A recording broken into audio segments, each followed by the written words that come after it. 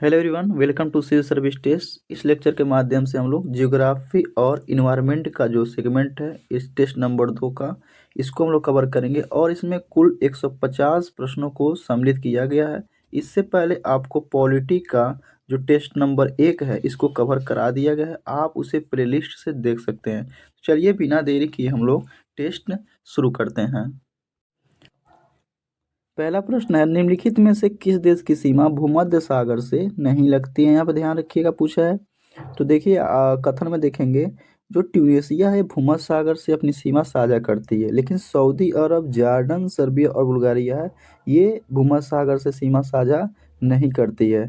तो इसका right answer हो जाएगा ऑप्शन नंबर बी। 2, 3 व 4 ये सब हैं जो सीमा साझा नहीं करते भूमध्य सागर से, लेकिन ट्यूनेशिया साझा करता है। नेक्स्ट की तरफ बढ़ेंगे। सेकेंड, भारत में कॉफ़ी के संबंध में ध्यान रखिएगा, यहाँ पे कॉफ़ी उत्पादन के संबंध में निम्नलिखित कथनों पर विचार कीजिए। भारत कॉफ़ी की रोबस्टा और अरेबिका दोनों किस्मों का उत्पादन करता है, तो बिल्कुल सही है, ठीक है। और देखिए इसका जो सबसे ज़्यादा उत्पादन होता है वो कर्नाटका में होता है, यानी कि कर्नाटका जो है वो फर्स्ट प्लेस पर है। तमिलनाडु भारत का सबसे अधिक कॉफ़ी उत्पादक राज्य है, तो ये बता दिए आपको, बिल्कुल गलत है, ठीक है। कर्नाटका सबसे ज़्यादा कॉफ़ी उत्पादक में है। अब देखेंगे इसका राइट आंसर कौन सा सही है, तो इसका राइट आंसर हो जाएगा केवल एक। आगे बढ़ेंगे।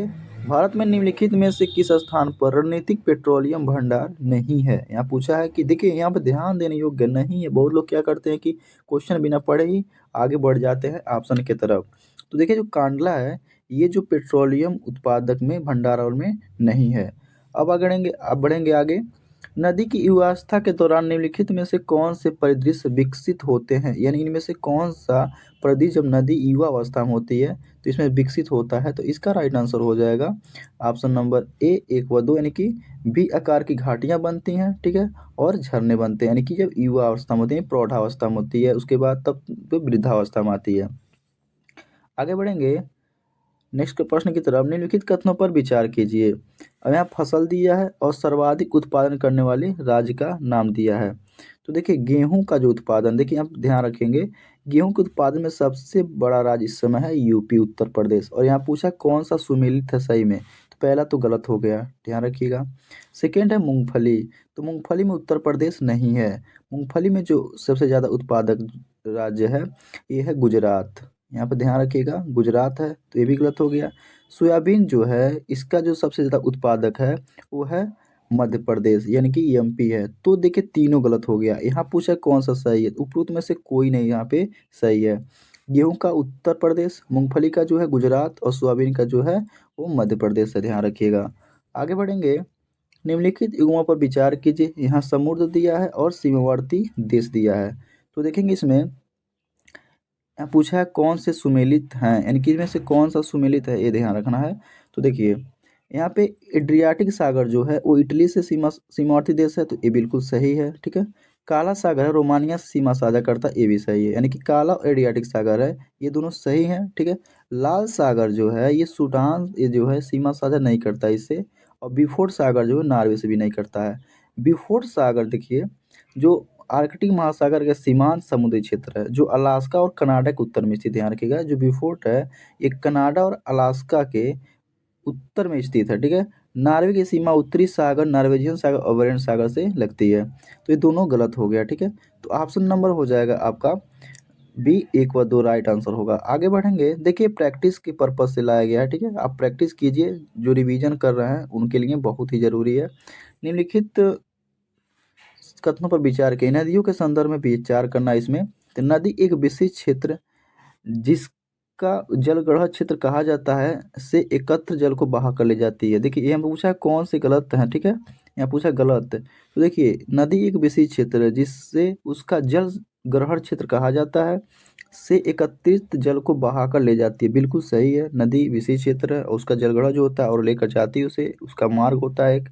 किसी नदी और उसकी सहायक नदियों द्वारा अपवाह वाले क्षेत्र को अपवाह बेसिन कहा जाता है, बिल्कुल सही है, दूसरा भी सही है। एक अपवाह बेसिन को दूसरे से अलग करने वाली सीमा रेखा को जल संभर के रूप में जाना जाता है, तो बिल्कुल सही है। जल संभर क्षेत्रफल में छोटे होते हैं जबकि बेसिन बड़े क्षेत्रों को कवर करते हैं, सही बात है। जल संभर जो होते हैं वो एक सीमित एरिया को कवर करते हैं और जो बेसिन होते हैं वो बड़े क्षेत्रों को कहा जाता है। तो इसका राइट आंसर हो जाएगा ऑप्शन नंबर डी, ऊपर में से कोई नहीं, क्योंकि इसमें से कोई ऑप्शन गलत नहीं है, सभी सही हैं। आगे बढ़ेंगे नेक्स्ट प्रश्न की तरफ, प्रश्न नंबर 8। और देखिए इसमें 150 प्रश्न है, थोड़ा टाइम लग जाएगा, तो आप धैर्य बना के देखते रहिए। अगर आपको वीडियो थोड़ा स्लो लग रहा हो तो 1.5x पर आप देख सकते हैं या 1.25x पर देख सकते हैं, ताकि जल्दी जल्दी रिवीजन हो जाए, क्वेश्चन ना छूटे। आगे बढ़ेंगे, भारत में केसर की खेती के संबंध में ध्यान रखिएगा, यहाँ पे सेफ्रॉन की बात हो रही है। निम्नलिखित कथनों पर विचार कीजिए। भारत विश्व का दूसरा सबसे बड़ा केसर उत्पादक देश है। तो देखिए जो केसर उत्पादक देश की बात हो रही है, तो सबसे बड़ा ये बात कर रहे हैं, सबसे बड़ा जो है ईरान है, ध्यान रखिएगा। ईरान सबसे बड़ा केसर उत्पादक है। और विश्व जो दूसरा उत्पादक देश है ये भारत है, बिल्कुल सही है, ठीक है। कश्मीर केसर को जीआई टैग प्राप्त हुआ है। तो देखिए यहाँ पे सही बात है, कश्मीर को 2019 में जीआई टैग मिला। और जीआई टैग जो होता है यानी कि जियोग्राफिकल इंडिकेटर जो होता है वो 10 साल के लिए दिया जाता है, यानी कि 2029 तक इसे जीआई टैग का दर्जा मिलेगा। यानी कि सेकेंड भी इसका सही हो जाएगा, पहला और दूसरा सही है। केसर एक बारहमासी पौधा है, तो ध्यान रखिए ये सही है, केसर बारहमासी पौधा है। तो यहाँ पूछा कितने सही हैं, यहाँ पे यूपीएससी टाइप का क्वेश्चन पूछ लिया है, ठीक है। तो इसका राइट आंसर हो जाएगा ऑप्शन नंबर सी, सभी 3 यहाँ पे सही हैं। आगे बढ़ेंगे, निम्नलिखित कथनों पर विचार कीजिए, युग्म है यहाँ दिया हुआ है। यहाँ पे दिया जल डमरुमद और जुड़ने वाले क्षेत्र, यानी कि कौन कौन सा जल डमरुमद जो है, यानी कि कौन कौन सा है तो जोड़ता है, तो इसका राइट आंसर हो जाएगा। देखेंगे अभी पहले कौन सा सुमेलित है ये पूछा है। डोबर जल डमरुमद जो है इंग्लिश चैनल उत्तरी सागर को जोड़ता है, तो बिल्कुल सही है, ठीक है। बोस्फोरस जल डमरुद एजियन सागर और मरमरा सागर को जोड़ता है, ये गलत है, ठीक है। जो बोस्फोरस जल डमरुद है काला सागर और मरमरा सागर को जोड़ता है। यहाँ पे देखेंगे ये काला सागर, ठीक है, ब्लैक सी, काला सागर और मरमरा सागर को आपस में जोड़ने का काम करता है। और देखिए जो डल डमरुमद होता है ये बड़े जलाशयों को जोड़ने का काम करता है, ध्यान रखिएगा। बाब अल मंदेब जल डमरुद जो है लाल सागर और ओमान की खाड़ी को जोड़ता है, तो बिल्कुल ये भी गलत है, यानी कि दोनों गलत है। बाल अल मंडेब अरब प्रायद्वीप में, यमन तथा हार्न अफ्रीका में, जिबूती और इटरिया के बीच है, यानी कि देखिए ये जो है जिबूती, यहाँ पे जिबूती और इटेरिया को जुड़ता है, ध्यान रखिएगा जो है। तो ऑप्शन नंबर बस ए, यानी कि यही सही होगा, तो केवल एक राइट आंसर होगा। आगे बढ़ेंगे, विश्व में सेल भंडार के संबंध में निम्नलिखित कथनों पर विचार कीजिए। वाका मार्टे वेनेजुएला में एक सेल संरचना क्षेत्र है, ठीक है, ये गलत है। चीन की सिचुआन परियोजना शेल गैस भंडार तक पहुंच हेतु एक अति गहरी ड्रिलिंग परियोजना है, ये भी गलत है। संयुक्त राज्य अमेरिका के पास विश्व का सबसे बड़ा अनुमानित सेल भंडार है, ये सही है, ठीक है, ध्यान रखिएगा। थर्ड नंबर जो कथन है यहाँ पे सही होगा। तो देखिए इसका राइट आंसर हो जाएगा केवल 3, option number B is the right answer, यहाँ पे सही पूछा है। आगे बढ़ेंगे नेक्स्ट प्रश्न की तरफ, 11 नंबर प्रश्न देखेंगे। आग्नेय चट्टानों के संबंध में विचार करना है, ठीक, कथन दिया हुआ है। ये सामान्यतः क्रिस्टली प्रकृति के होते हैं, तो बिल्कुल सही है, ये क्रिस्टली होते हैं जो आग्नेय चट्टाने होते हैं। ये परतदार होती है और इनमें प्राय जीवाश्म होते हैं, ये नहीं है, ये गलत हो जाएगा। जो एक क्रिस्टली होते हैं लेकिन ये परतदार नहीं होते हैं और इसमें जीवाश्म बिल्कुल नहीं पाए जाते हैं, ठीक है। आग्नेय चट्टानें प्रकृति में सदैव अम्लीय होती है, ये भी गलत है। तो इसका राइट आंसर हो जाएगा ऑप्शन नंबर ए, केवल एक इसका सही आंसर हो जाएगा। आगे बढ़ेंगे, निम्नलिखित कथनों पर, निम्नलिखित देशों पर विचार करना है। इसमें यहाँ पूछा है कि सहारा रेगिस्तान का विस्तार, देखिए यहाँ पे पढ़ने से पहले और यहाँ पे देख लीजिए कौन सा गलत पूछा है कौन सा नहीं पूछा है, क्या क्वेश्चन कर रहा है, इस पर ध्यान रखना है। यहाँ पे सहारा रेगिस्तान जो है इसका विस्तार देखना है किन किन देशों में फैला हुआ है। तो देखिए जो नाइजर है यहाँ पर इसका जो है फैला हुआ है, दक्षिणी सूडान और नाइजीरिया ये दोनों इस सहारा स्थल का विस्तारित रूप नहीं है। चाड है और माली है, यानी कि 3 है, नाइजर, चाड और माली इसमें होगा। तो ऑप्शन नंबर सी हो जाएगा, 1, 4 व 5 इधर राइट आंसर। आगे बढ़ेंगे, निम्नलिखित जल निकायों पर विचार कीजिए। जल निकायों पर विचार करना और देखना है कि किससे होकर कर्क रेखा गुजरती है, यहाँ पर ध्यान रखिएगा। तो देखिए कर्क रेखा इनमें से कहाँ से होकर गुजरती है, इसका ध्यान रखना है। देखिए मैक्सिको की खाड़ी और लाल सागर से होकर जो कर्क रेखा गुजरती है, भूमध्य सागर से नहीं गुजरती है और बंगाल खाड़ी से नहीं गुजरती है, क्योंकि 23.5 डिग्री पर ये दोनों पड़ता है, मैक्सिको की खाड़ी और लाल सागर। इस प्रकार ये जो भूमध्य सागर हो जाएगा, बंगाल की खाड़ी हो जाएगा, ये गलत हो जाएगा। तो इसका राइट आंसर हो जाएगा 1 व 3, यानी कि option number B is the right answer. अब आगे तरफ बढ़ेंगे 14 नंबर क्वेश्चन। देखिए जल्दी जल्दी में क्वेश्चन थोड़ा कराया जा रहा है, तो आप अच्छे समझने की कोशिश कीजिएगा। इसमें पूछा है विभिन्न प्रकार के ज्वालामुखी के संबंध में निम्नलिखित युग्मों पर विचार कीजिए। यहाँ पे दिया सूची फर्स्ट और सूची सेकंड, और ज्वालामुखी के संबंध में देखना है। और इसमें पूछा कि कौन सा कथन जो है इसमें, यानी कि कौन सा जो यहाँ पे गलत है, यहाँ ध्यान रखिएगा, यानी कितने गलत हैं और कितने सही हैं, इसका देखना हम लोग को। तो देखिए इसमें दिया सील्ड ज्वालामुखी, यदि वेंट में पानी चला जाए तो यह विस्फोटक हो जाता है, तो बिल्कुल सही है, ये जो है कथन सही है। मिश्रित ज्वालामुखी, पृथ्वी के ज्वालामुखियों में सर्वाधिक विस्फोटक, ये गलत है, ठीक है। मिश्रित ज्वालामुखी विशेषता में क्या है, बेसाल्ट की तुलना में ठंडे और अधिक चिपचिपे लावा विस्फोट होते हैं। इसके उदाहरण में जो है माउंट फिजी को ध्यान रख सकते हैं, यहाँ पे जो है माउंट फिजी, ठीक है, और माउंट शास्ता, ये दोनों इसके उदाहरण हैं, तो ये गलत हो जाएगा। अब कॉल्डेरा क्या होता है, बेसाल्ट की तुलना में ठंडे और अधिक चिपचिपे लावा का विस्फोट। इस तो मिश्रित ज्वालामुखी का क्या है, परिभाषा है, यानी कि इसका विशेषता है, तो ये भी गलत हो जाएगा कॉल्डेरा में। क्राकोटोआ जो है यहाँ पे एक क्या है कि कॉल्डेरा का उदाहरण है। अब देखेंगे दोनों गलत हो गया। इसमें पूछा कितने गलत हैं, तो 2, यानी कि इनमें 2 और 3 गलत है, यानी कि 2 इसमें गलत है कथन, यानी कि पहला सही है। आगे बढ़ेंगे हम लोग। विश्व में प्राकृतिक संसाधनों के वितरण में निम्नलिखित कथनों पर विचार कीजिए। यहाँ पे प्राकृतिक संसाधनों के वितरण में विचार करना, और इसमें पूछा है कौन से सही हैं। अफ्रीकी महाद्वीप में विश्व का 30% खनिज भंडार है, तो ये सही है, ठीक है। यहाँ पे बहुत सारा खनिज भंडार है अफ्रीका देश में, लेकिन वहाँ पे जो निकासी की व्यवस्था है, खनन की व्यवस्था है, उतना ज़्यादा टेक्निकल नहीं है। दूसरा देश जाकर वहाँ पे काम करते हैं। विश्व के कुल खनिज उत्पादन में आधे से अधिक की हिस्सेदारी के साथ एशिया खनिजों का सबसे बड़ा उत्पादक है, तो बिल्कुल सही है। 1 व 2 दोनों सही, option number C is the right answer हो जाएगा। अब आगे बढ़ेंगे। निम्नलिखित कथनों पर विचार कीजिए और इसमें से कौन से कथन सही है, यानी कि इनमें से कौन से कथन सही, ये ध्यान रखना है। तो आगे बढ़ेंगे। इसमें यस तरंगों की गति पी तरंगों से अधिक होती है, तो बिल्कुल गलत है, ध्यान रखिएगा। यस तरंगे ध्वनि के तरंगों के समान होती हैं, तो 2 नंबर भी ये गलत हो जाएगा, यानी कि दोनों गलत हो जाएगा 1 व 2। यस तरंगे केवल ठोस माध्यम में संचरण कर सकती हैं, बिल्कुल सही है। यस तरंगे जो होती हैं वो ठोस में क्या करती हैं, अपना संचरण करती हैं। पी तरंगे गैसीय, तरल और ठोस तीनों माध्यम में संचरण कर सकती हैं, तो बिल्कुल सही है। 3 व 4 सही हो जाएगा, option number is the right answer होगा। आगे बढ़ेंगे। निम्नलिखित कथनों पर विचार कीजिए। अवसादी चट्टानों में पिछले युग के जीवों के जीवाश्म होते हैं, ये यहाँ पूछा सही है, इसमें से कौन सा, तो देखिए ये भी सही। अवसादी चट्टानों में जो होते हैं जीवाश्म अधिक पाए जाते हैं। आगे हम लोग पढ़े हैं कि जो क्या होता है कि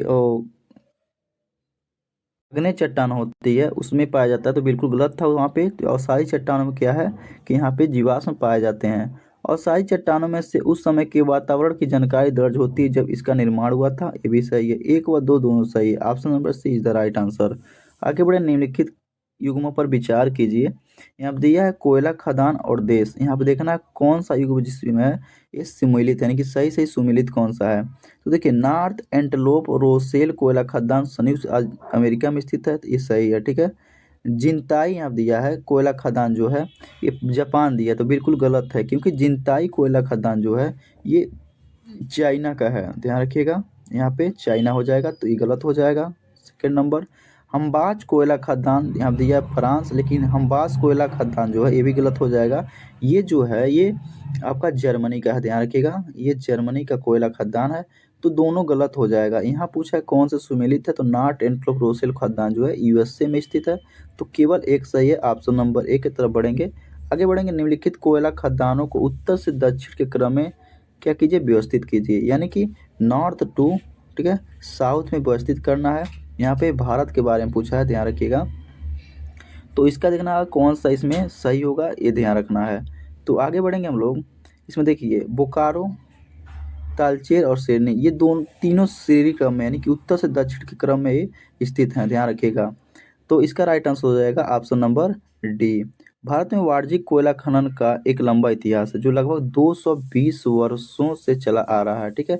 1774 में ईस्ट इंडिया कंपनी के मेसर सुमनेर और हिटरी द्वारा दामोदर नदी के पश्चिमी तट पर रानीगंज कोयला क्षेत्र, ध्यान रखिएगा, सबसे पुराना जो क्षेत्र है 1774 में रानीगंज, ठीक है, रानीगंज कोयला क्षेत्र यहाँ पे स्थापित किया गया था।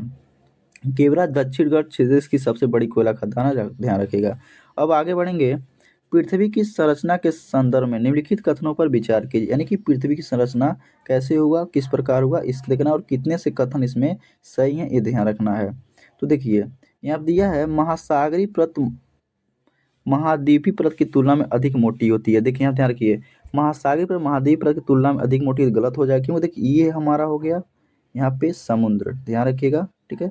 और यहाँ पे ये जो हो गया यहाँ पे भूमि क्षेत्र, और ये हो गया हमारा स्थल। यहाँ पूछा है कि महासागरीय परत महाद्वीपीय परत की तुलना में अधिक मोटी होती है, ये गलत हो जाएगा जो कथन एक है, क्योंकि ये जो भूमि क्षेत्र यहाँ पे है ये मोटी होती है, यानी कि जो हमारा कॉन्टिनेंट का जो क्षेत्र होगा यहाँ पे सबसे ज़्यादा मोटा होगा समुद्र की अपेक्षा में। तो पहला तो इसे गलत हो गया।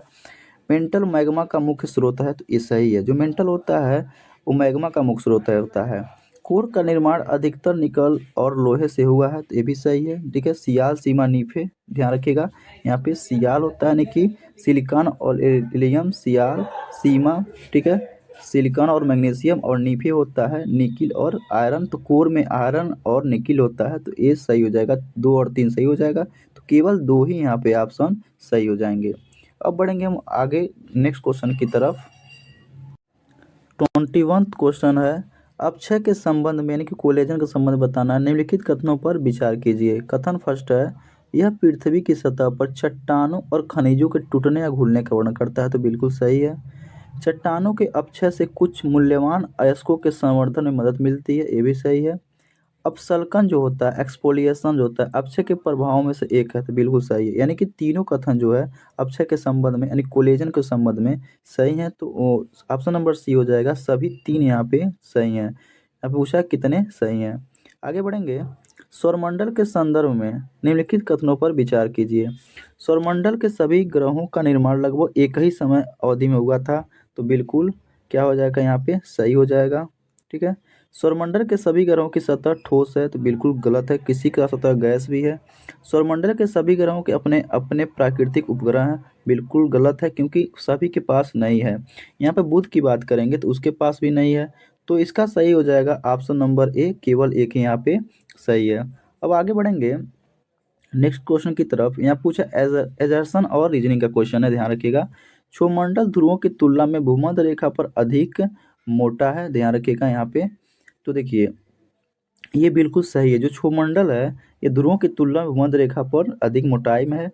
पृथ्वी की सतह पर ताप के अंदर के कारण गर्म स्थानों पर संवहन धाराएं अधिक ऊंचाई तक उठती हैं, पृथ्वी की सतह की बात हो रही है, और गर्म धाराओं की बात हो रही है, तो सही बात है, जितना ही आप वाष्पन देंगे यानी गर्म धाराएं होंगी, ये उस जो ठंडी धाराएं होती हैं उसकी अपेक्षा अधिक ऊंचाई पर ये उठती हैं, संवहन धाराएं जो होती हैं इसकी अपेक्षा। तो ये दोनों सही हो जाएंगे। यहाँ पूछा है कौन से सही है, तो देखिए कथन ए और आर दोनों सही हैं, और देखिए जो आर है कार्ड ए का सही व्याख्या करता है, option number A is the right answer हो जाएगा। आगे बढ़ेंगे नेक्स्ट क्वेश्चन की तरफ। निम्नलिखित कथनों पर विचार कीजिए, और इसमें आप पूछा कि कौन से कथन यहाँ पे सही हैं। ब्राजील के उष्णकटिबंधीय वर्षा वन में औसत दैनिक तापांतर, ध्यान रखिएगा, यहाँ पूछा है औसत दैनिक तापांतर औसत वार्षिक तापांतर से काफ़ी अधिक होता है, तो ये बिल्कुल सही है। जो ब्राज़ील होता है, देखिए ब्राज़ील का जो जंगल होता है उसे जो पृथ्वी का फेफड़ा भी कहा जाता है। जापान के क्यूशी द्वीप की आर्द्र उपोष्ण जलवायु पूरे वर्ष लगभग समान वर्षा प्राप्त करती है, तो दोनों सही है, ए भी, यानी कि ऑप्शन नंबर सी हो जाएगा, 1 व 2 दोनों राइट आंसर हो जाएगा। स्थल मंडल के विकास के संबंध में निम्नलिखित कथनों पर विचार करना है, और यहाँ पूछा एजर्जन और कारण। यहाँ ध्यान देखिएगा, यहाँ पे स्थल मंडल की बात किया है, तो देखेंगे यहाँ पे दे रहा है पहला एजर्सन में भारी पदार्थ पृथ्वी के केंद्र की ओर गए और हल्के पदार्थ सतह की ओर चले गए। तो देखिए यहाँ पे जो कथन एक है, यानी कि जो ए है यहाँ पे सही है, यानी कि भारी पदार्थ जो है पृथ्वी केंद्र की ओर चले गए और जो हल्के हैं पदार्थ की सतह से चले गए, यानी कि पृथ्वी की सतह पर चले गए। कारण आर देखेंगे, पृथ्वी अपने प्रारंभिक चरण में अस्थिर अवस्था में थी क्योंकि पृथ्वी की सतह के अंदर अंदर का ताप घट गया था। तो ये देखिए यहाँ पे ध्यान दिया है, ये गलत हो जाएगा। पृथ्वी अपने प्रारंभिक चरण में अस्थिर अवस्था में नहीं थी, ध्यान रखिएगा, ये यहाँ इस गलत हो जाएगा। तो देखिए ए बस सही हो जाएगा यहाँ पे। तो यहाँ पे ए सही है लेकिन कारण आर जो है यहाँ पे गलत है। ऑप्शन नंबर सी इसका राइट आंसर हो जाएगा। आगे की तरफ देखेंगे, निम्नलिखित कथनों पर विचार करना है यहाँ पर भी। यहाँ पे क्वेश्चन 26 है, निम्नलिखित पर विचार करना है और यहाँ पे पूछा है उपयुक्त में से कौन से महाद्वीपीय विस्थापन, यहाँ पे कॉन्टिनेंटल ड्रिफ्ट की बात कर रहा है और उसके समर्थन के साक्ष्य हैं, यानी कि इसमें देखना है। देखेंगे महासागरों के दोनों ओर चट्टानों की आयु में समानता है, तो बिल्कुल सही है। अब ध्यान रखेंगे जो अफ्रीका का महाद्वीप है और यहाँ पे एशिया में जो केरला वगैरह की जो है यहाँ पे टूट कर जब अलग हुआ था, तो यहाँ पे दोनों में समानता है, तो ये तो बिल्कुल साक्ष्य सही है। एक यहाँ पे उदाहरण आपको बताए हैं, ध्यान रखिएगा। प्लेसर निक्षेप, ये भी सही हो जाएंगे। जीवाश्मों का वितरण है, यहाँ देखिए कुछ जो यहाँ पे अंश होता है, यहाँ पे अफ्रीका का देखेंगे, ध्यान देंगे, और यहाँ पे इंडिया में गया है, तो यहाँ पे कुछ अंश क्या होते हैं, आपस में मिलते हैं, जीवाश्मों के जो अंश हैं। यानी कि यहाँ पे बड़े जानवर थे, तो यहाँ पर इससे अलग हुआ जब एशिया में ये भारत जाकर टकराया, तो यहाँ पर भी इसके साथ मिलते हैं, तो एक कॉन्टिनेंटल ड्रिफ्ट का उदाहरण देते हैं। टिलाइड जो होता है, ये भी एक प्रकार का इसके साक्ष्य का मौजूदगी का ये प्रमाण देता है। तो देखिए इस प्रकार जो 1 2 3 4 दोनों है, ये दो चारों जो है इसका यहाँ पे प्रमाण देते हैं। तो option number D is the right answer हो जाए 1 2 3 एंड 4। आगे बढ़ेंगे नेक्स्ट प्रश्न की तरफ। चक्रवातों की घटना के संदर्भ में, यानी कि साइक्लोन की बात यहाँ हो रही है, निम्नलिखित कथनों पर विचार कीजिए। पहला है, बहिर्षुण कटिबंधीय चक्रवात में एक स्पष्ट वाताग्र प्रणाली होती है जो उष्ण कटिबंधीय चक्रवातों में मौजूद नहीं होती है, तो ये सही है, ठीक है। यहाँ पे पहला जो है सही है। उष्ण कटिबंधीय चक्रवात उष्ण कटिबंधीय चक्रवात की तुलना में अधिक क्षेत्र को प्रभावित करते हैं, ये बिल्कुल सही है। इसका उल्टा ये पूछ लिया है, तो कथन 2 गलत हो जाएगा। यहाँ पे सही पूछा है, तो option number A is the right answer हो जाएगा, केवल 1। आगे बढ़ेंगे, नियाग्रा प्रपात निम्नलिखित झील युग्मों से किस बीच में स्थित है। यहाँ पे नियाग्रा जलप्रपात की बात हो रही है, यहाँ पे ध्यान रखिएगा। तो देखेंगे हम सुपीरियर झील तथा ह्यूरॉन झील के मध्य स्थित है, यहाँ पे ये गलत हो जाएगा।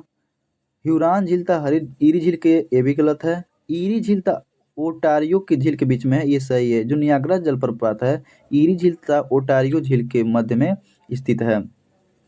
और देखिए कनाडा के ओंटारियो प्रांत अमेरिका राज्य न्यूयॉर्क के बीच अंतर्राष्ट्रीय सीमा यह बनाता है।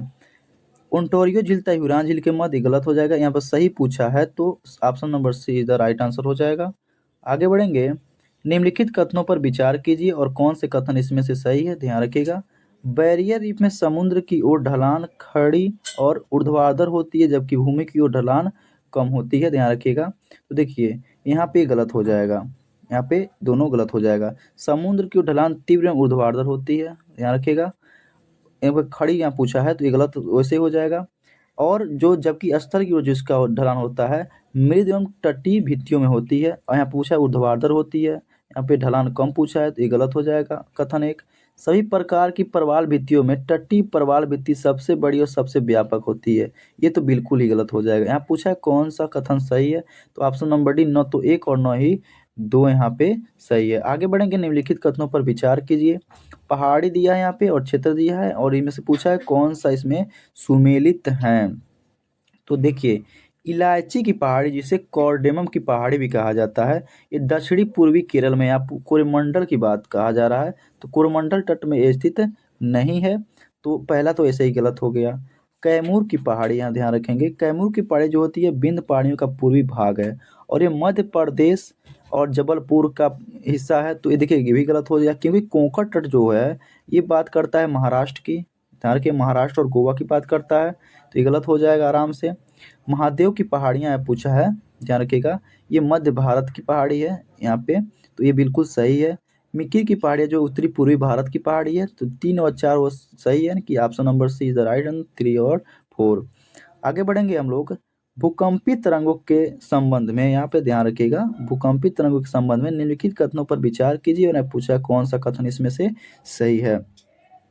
तो पी तरंगे प्राथमिक तरंगे हैं जो ठोस, तरल और गैसों के माध्यम से संचरण करती है। ये बिल्कुल सही है, आगे हम लोग पढ़े हैं। यस तरंगे केवल तरल माध्यम में संचरण कर सकती है और पी तरंगों की तुलना में पृथ्वी की सतह पर पहले पहुंची है। ये गलत हो जाएगा, प्राइमरी तरंगे पहुंचती हैं।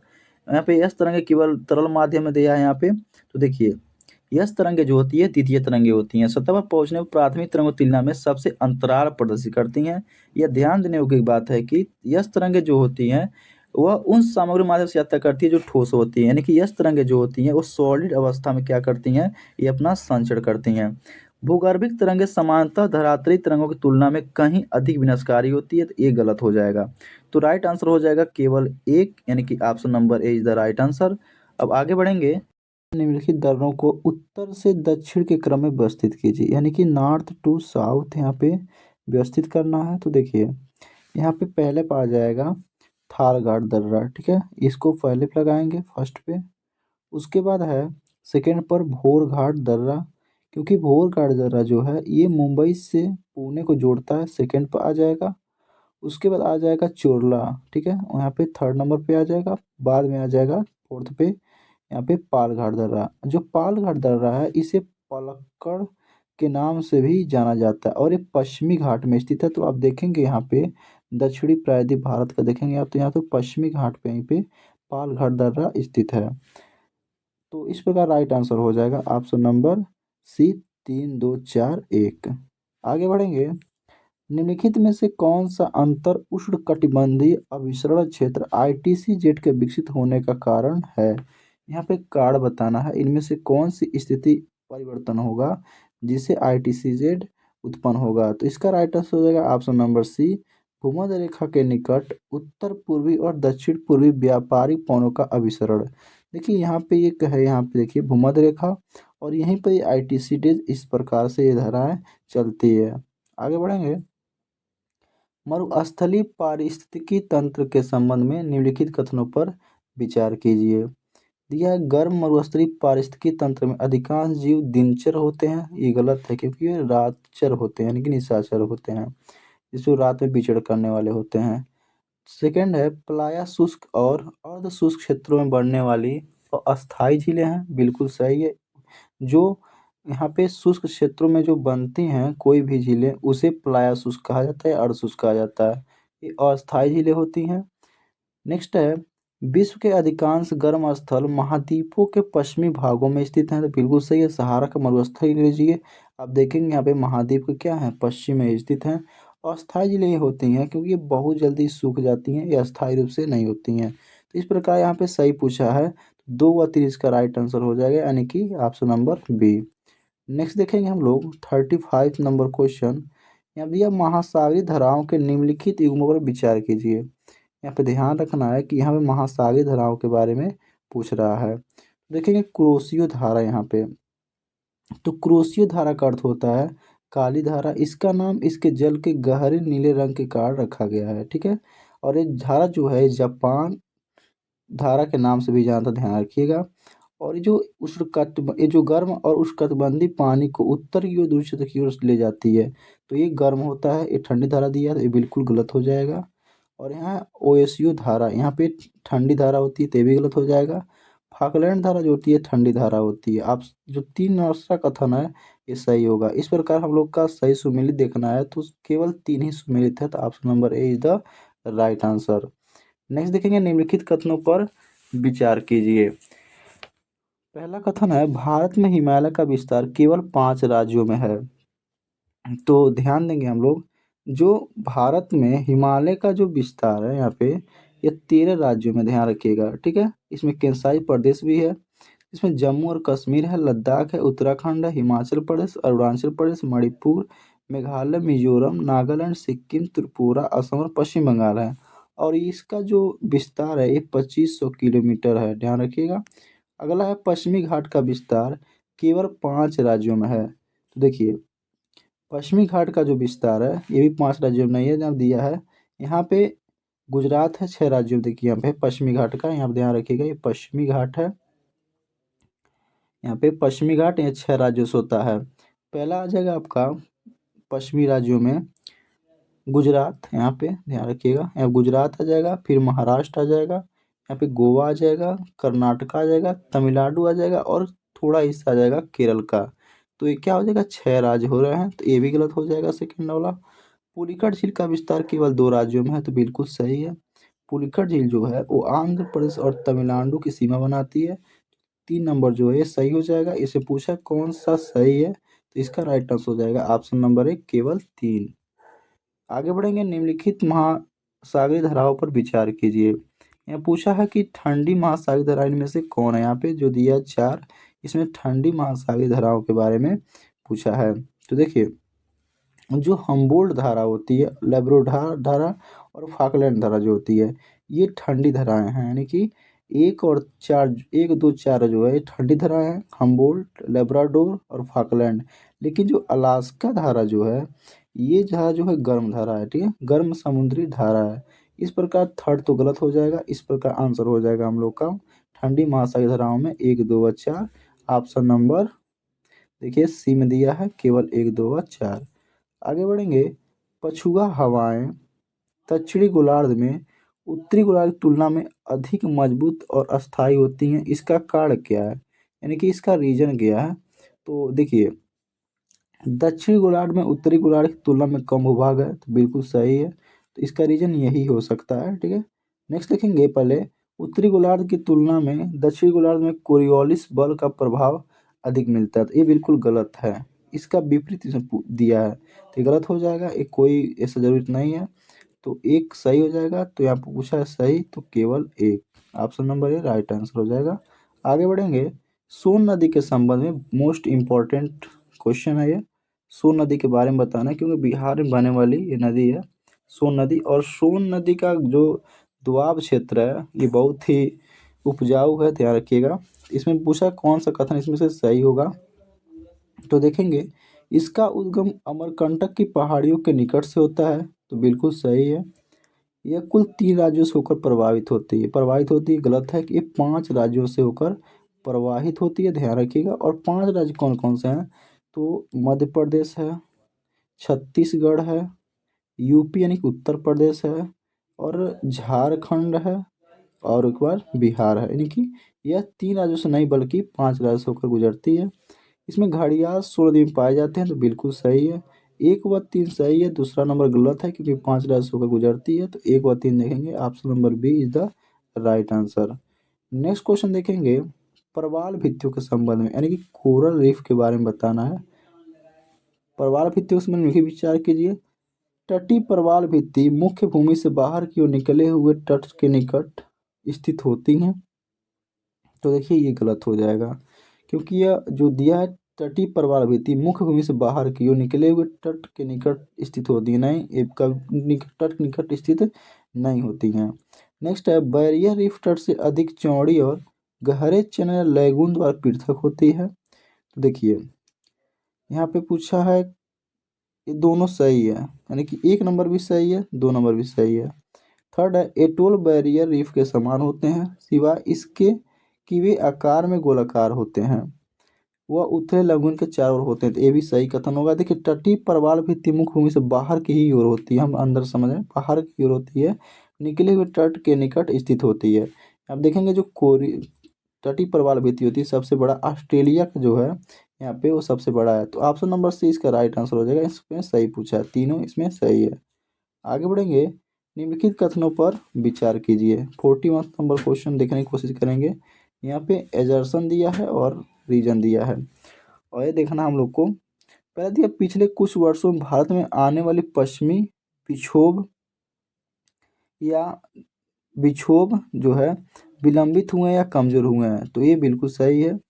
ला लीना चरण पश्चिमी विक्षोभ के निर्माण के लिए तापमान प्रवणता को कमजोर करता है, तो ये भी सही है, दोनों सही हैं, यानी कि option number A right answer हो जाएगा। ए और आर दोनों सही हैं, और आर ए की सही व्याख्या करता है, यानी कि ला लीना प्रभाव के कारण यहाँ पे विक्षोभ जो होते हैं वो विलंबित हुए हैं और कमजोर हुए हैं, तो option number A is the right answer. आगे बढ़ेंगे, नेक्स्ट प्रश्न की तरफ। 42, निम्नलिखित कथनों पर विचार करना है और इसमें बताना है कौन सा कथन इसमें सही होगा। तो देखेंगे यहाँ पे, ग्योट समुद्र के पानी के नीचे डूबी हुई शंखवार ज्वालामुखी पहाड़ियाँ होती हैं, तो ये गलत है। ठीक है, आगे बढ़ेंगे। अधिकांश समुद्री पर्वत विलुप्त ज्वालामुखियों के अवशेष हैं, तो ये वाला सही है। तो ऑप्शन नंबर जो बी हो जाएगा राइट आंसर होगा, केवल दो सही होगा। आगे बढ़ेंगे हम लोग। अपरदनात्मक भू आकृति के संदर्भ में कैनियन और गार्ज, यहाँ पे गार्ज ध्यान दीजिए लिखा हुआ है, गार्ज क्या होता है और कैनियन क्या होता है, एक दूसरे से किस प्रकार भिन्न होते हैं, इसमें से कौन सा कथन सही है, इसके बारे में हम लोग को बताना है। देखिए थर्ड नंबर ये सही हो जाएगा। कैनियन का निर्माण आमतौर पर अवसादी चट्टानों में, जबकि गार्ज का निर्माण जो होता है वो कठोर चट्टानों में होता है। यही इसका अंतर हो जाएगा और यही इसका परिभाषा हो जाता है। तो ऑप्शन नंबर जो बी हो जाएगा राइट आंसर होगा, केवल 3। आगे बढ़ेंगे। स्थानीय तूफान और उनसे संबंधित क्षेत्रों के बारे में निम्नलिखित युग्मों पर विचार कीजिए। यहाँ दिया स्थानीय तूफान और क्षेत्र दिया है यहाँ पे, तो देखना है कौन सा सही सुमेलित है। तो देखिए बलासम सावर जो होता है, ठीक है, बलासम सावर केरल में होता है, तो बिल्कुल सही है। नार्वेस्टर जो होता है, देखिए नार्वेस्टर जो होता है ये बिहार में बहने वाली, इसे काल वैशाखी के नाम से जाना जाता है, ये यूपी में बहती है, यानी कि उत्तर जो भारत है यहाँ पे वहाँ बहती है, ये गलत हो जाएगा सेकेंड नंबर। बोरदोईसीला जो है, ध्यान रखिएगा, बोरदोईसीला नागालैंड में ये नहीं बहती है, ये बंगाल वगैरह क्षेत्र में बहती है, यानी कि वेस्ट बंगाल वगैरह में बहती है। लू जो है उत्तरी मैदान में बहती है, तो ये बिल्कुल सही है, यानी कि 1 व 4 इसमें सही हो जाएगा। तो option number B is the right answer होगा। आगे बढ़ेंगे 45 नंबर क्वेश्चन की तरफ। कावेरी नदी के संदर्भ में निम्नलिखित कथनों पर विचार करना है और इसमें बताना है कौन सा कथन सही है या नहीं है। यहाँ पे पूछा है कौन से कथन सही है। इसका उद्गम ब्रह्मगिरी की पहाड़ियों से होता है, तो बिल्कुल सही है। जो कावेरी नदी है इसका उद्गम ब्रह्मगिरी पहाड़ी से ही होता है। यह केरल, कर्नाटक, तमिलनाडु राज्यों और केंद्र शासित प्रदेशों पुडुचेरी से होकर प्रवाहित होती है, तो ये भी सही है। यह 3 बार 2 धाराओं में विभाजित होती है और श्रीरंगपट्टनम, शिव समुद्रम और श्रीरंगद्वीपों का निर्माण करने के बाद वापस एक हो जाती है, तो 3 नंबर भी सही है, यानी कावेरी नदी के बारे में तीनों कथन सही होंगे। तो यहाँ पे पूछा है कि कितने सही हैं, यहाँ पे देखिए 1 व 2 करके नहीं दिया है, यूपीएससी लेवल का क्वेश्चन दिया है यहाँ पे कि अगर क्वेश्चन आ भी जाता है तो बालक फंसे ना, इसलिए एक आंसर इसमें इंक्लूड करवा दिए, तो हो जाएगा सभी 3, यहाँ पे तीनों कथन इसके बारे में सही हो जाएगा कावेरी नदी के बारे में। आगे बढ़ेंगे। निम्नलिखित पर्वत श्रेणियों पर विचार कीजिए और बताना है उपरोक्त पर्वत श्रेणियों में से कौन से वलित पर्वत के उदाहरण हैं। अब देखना है कि इनमें से जो भी पर्वत है ये कौन से वलित पर्वत के उदाहरण हैं। तो देखिए आल्पस जो होता है ये वलित पर्वत का उदाहरण है और अफ्रीकी और एशियाई प्लेटों के टकराव से बनने वाला है, ठीक है ना। एंडी जो होता है ये भी वलित पर्वत का उदाहरण है और दक्षिणी अमेरिकी प्लेट के नीचे नजाका प्लेट के दबने से बनने वाली पर्वत है एंडीज, ठीक है, दोनों सही हो गया। सीरा नेवादा के बारे में देखेंगे तो ये भी एक क्या है, भ्रंश ब्लाक पर्वत है, ठीक है, ध्यान रखिएगा।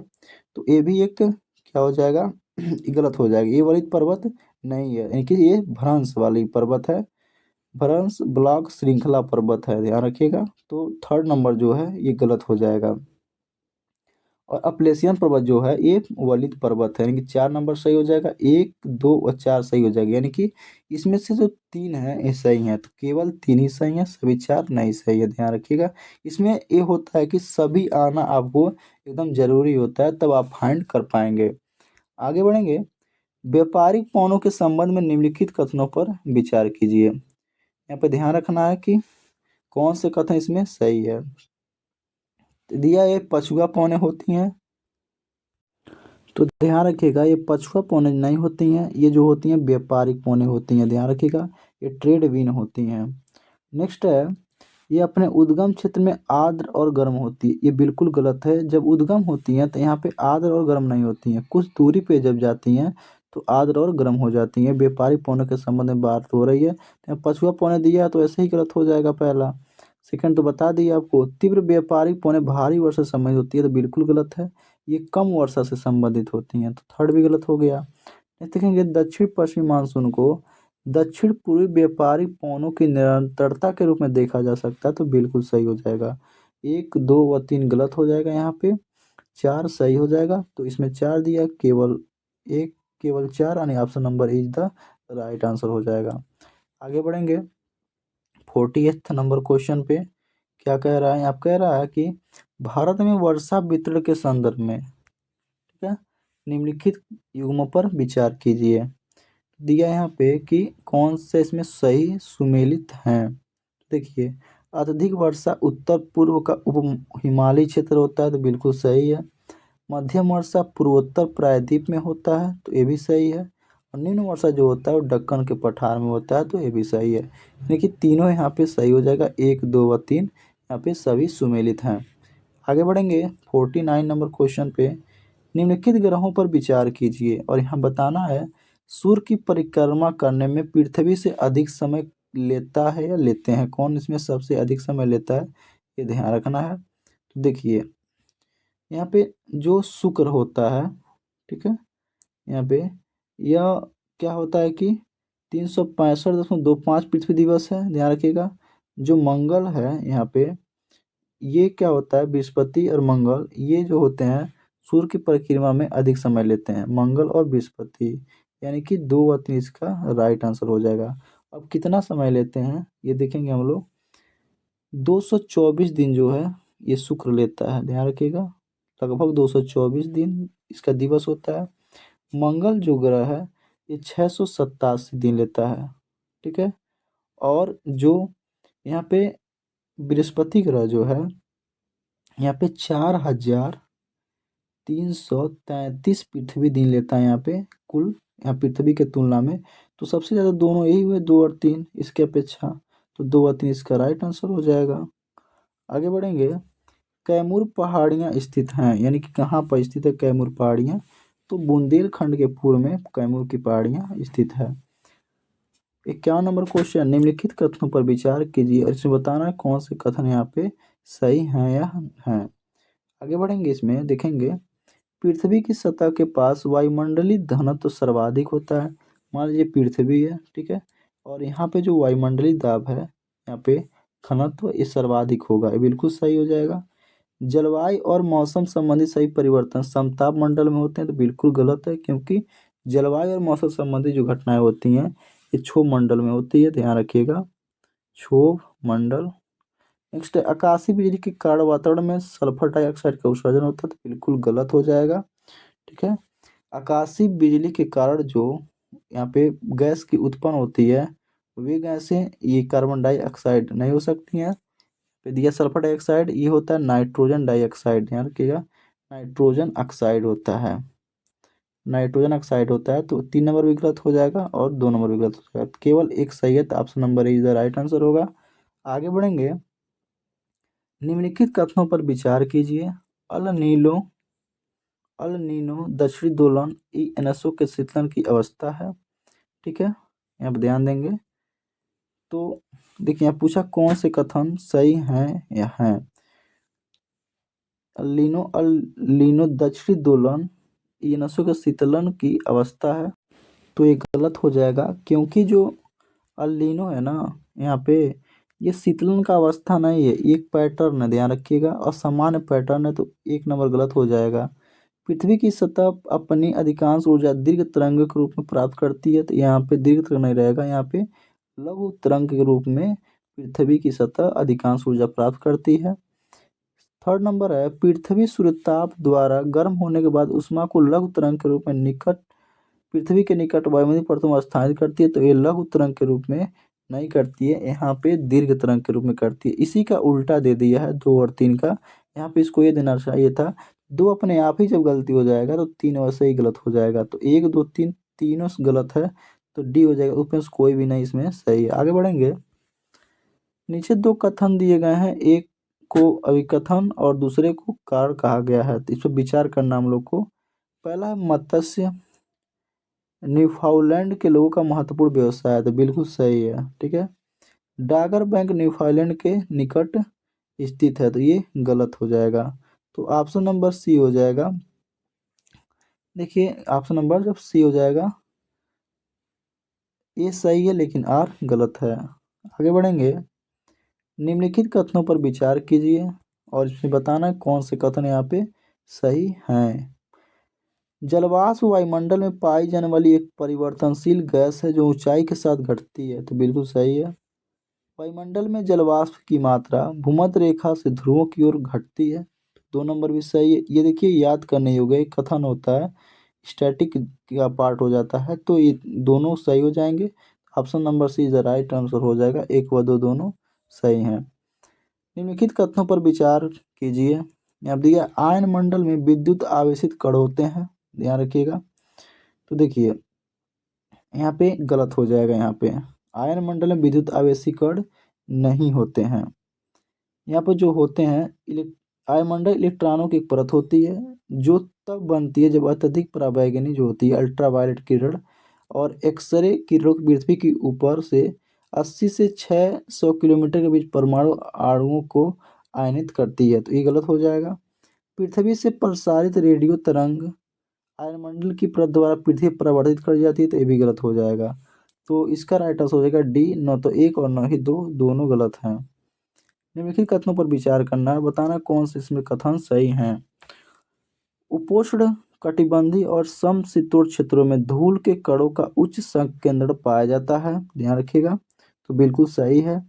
धूल और नमक के कण आर्द्रताग्राही नाभिक के रूप में कार्य करते हैं जिसके चारों ओर जल वाष्प संघनित होकर बादल का निर्माण करते हैं, तो ये भी सही हो जाएगा। तो option number C is the right answer हो जाएगा, 1 व 2 दोनों सही हैं। निम्नलिखित कथनों पर विचार करना है यहाँ पर भी, ठीक है, कौन सा सम्मिलित है इसमें देखना है और सही बताना है।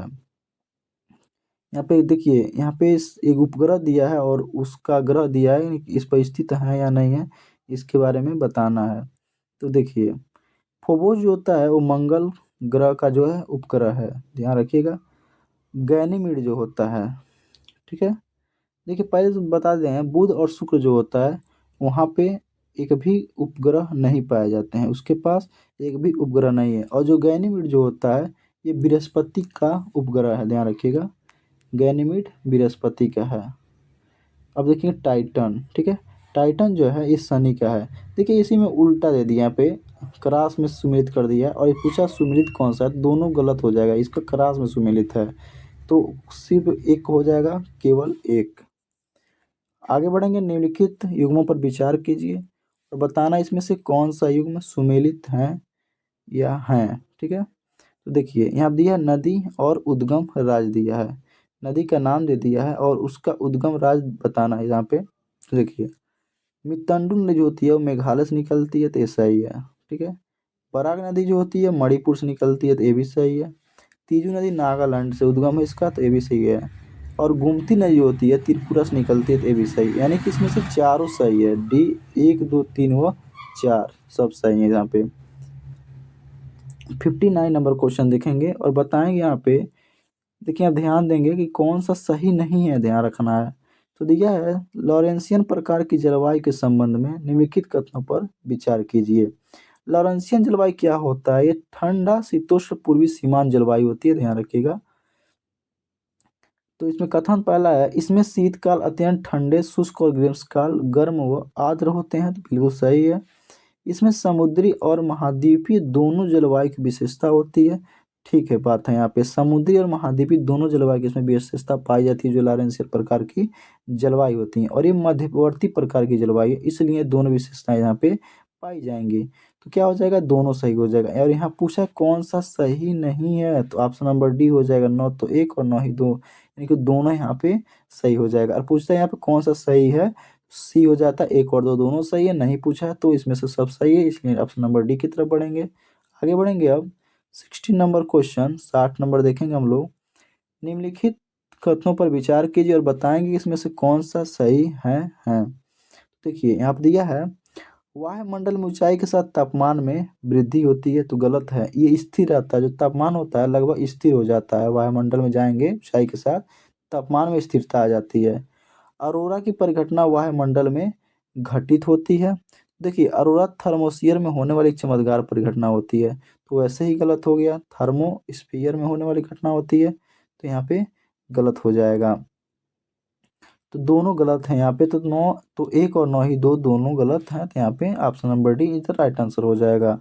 आगे बढ़ेंगे, निम्नलिखित कथनों पर विचार करना है। चंद्रमा दिया है और उसका विवरण दिया है।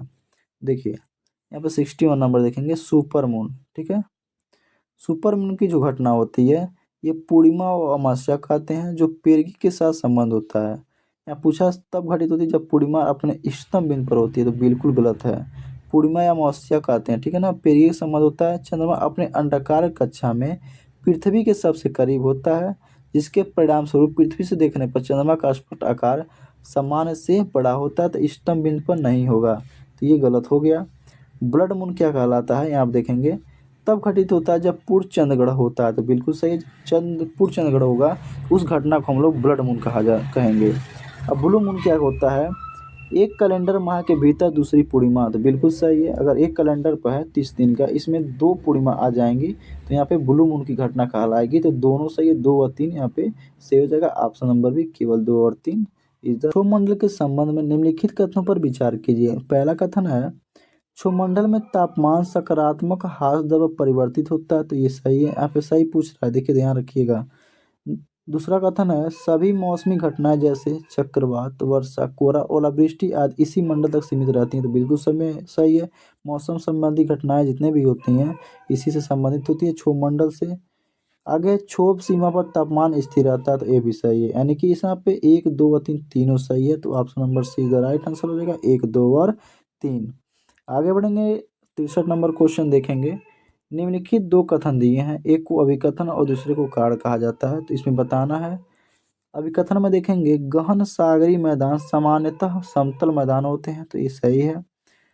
महासागरीय निक्षेपों ने अस्ताकृति की विषमता को ढक दिया। देखिए इसी का ये व्याख्या करेगा। अगर इस विषमता को ढकेगा स्थलाकृति, तो वहाँ पे समतल मैदान उत्पत्ति होगी, ठीक है ना। तो आर ए का सही स्पष्टीकरण, और आर और ए जो है दोनों सही हैं, तो ऑप्शन नंबर ए हो जाएगा। ए और आर दोनों सही हैं और आर ए का सही स्पष्टीकरण है। आगे बढ़ेंगे, भारत की जलोढ़ मिट्टी के संदर्भ में देखना है, निम्नलिखित कथनों पर विचार करना, और यहाँ पूछा है कि कौन सा कथन जो है यहाँ पे गलत है। यहाँ ध्यान रखिएगा, यहाँ पे गलत पूछा है। तो जलोढ़ मिट्टी उत्तरी मैदान में व्यापक रूप में फैली हुई है, तो बिल्कुल सही है। उत्तर प्रदेश, बिहार वगैरह का एरिया ले लेंगे तो यहाँ पे सबसे अधिक जलोढ़ मिट्टी पाई जाती है। माफ़ कीजिएगा, जो टंग स्लिप हो जा रही है। जलोढ़ मिट्टी आमतौर पर फास्फोरस से समृद्ध होती है, लेकिन इसमें पोटास की कमी होती है, तो ये गलत है। यहाँ पे जो जलोढ़ मिट्टी होती है ये रेतीली डोमस लेकर चिकनी मिट्टी तक भिन्न भिन्न होती हैं, और आमतौर पर इनमें पोटास की अधिकता लेकिन फास्फोरस की कमी होती है। ये उल्टा दे दिया है, यहाँ पे जो पोटास की होती है यहाँ पे ये अधिकता होती है, लेकिन यहाँ पे फास्फोरस की बात करेंगे यहाँ पे तो ये कम होती है। तो ये दूसरा नंबर कथन गलत हो जाएगा। पांगर नवीन जलोढ़ मृदा की एक प्रणाली है और इसमें प्रतिवर्ष बाढ़ द्वारा महीन गाद जमा होकर मिट्टी को समृद्ध बना देती है, तो ये गलत हो जाएगा। ठीक है, तीसरा नंबर भी गलत हो जाएगा। तो 2 और 3 यहाँ पे गलत हो गए, यहाँ पे गलत ही पूछा है, तो option number B is the right answer होगा। 2 और 3 यहाँ पे गलत है। आगे बढ़ेंगे हम लोग। हम पूछा है, भारत में पाई जाने वाली विभिन्न प्रकार की मृदा के संदर्भ में निम्नलिखित कथनों पर विचार कीजिए। तो यहाँ पे दिया है, अधिकांश भारतीय मृदा में जैविक कार्बन और सूक्ष्म पोषक तत्वों की कमी होती है, तो बिल्कुल सही है। तमिलनाडु में नीस और शिष्ट मृदा के निर्माण के लिए मूल पदार्थ हैं, तो ये भी सही है। नेक्स्ट किया, काली मृदा वह जलोढ़ निक्षेप है जिसका निर्माण दक्कन के पठार में हुआ था। देखिए ये निक्षेप के द्वारा नहीं निर्माण हुआ काली मृदा का, ये जो मृदा है ये ज्वालामुखी है, ध्यान रखिएगा।